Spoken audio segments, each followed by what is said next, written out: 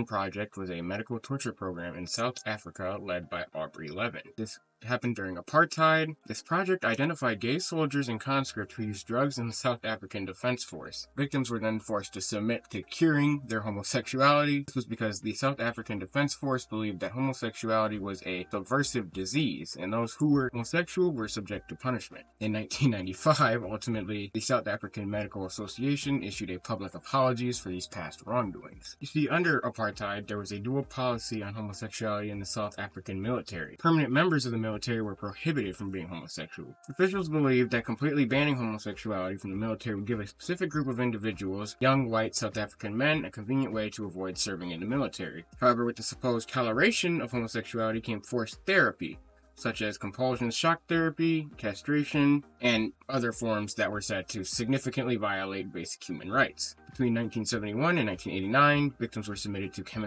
chemical castration and electric aversion treatment meant to cure them of their homosexuality. Many psychiatrists believed patients who were homosexual to be mentally ill. Conscripts with this then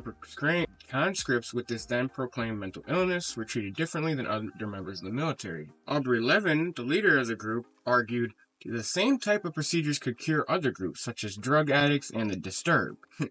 By disturbed, he meant those who did not want to serve in his apartheid military. Ultimately, Aubrey Levin was sentenced to a 5-year prison term on April 23rd, 2014. All that was for his violations of human rights and medical malpractice. Unfortunately, nothing good ever came of the patients who unfortunately had to go through this, and overall it just remains a dark stain on South Africa's history. Thank you guys for watching. Until next time.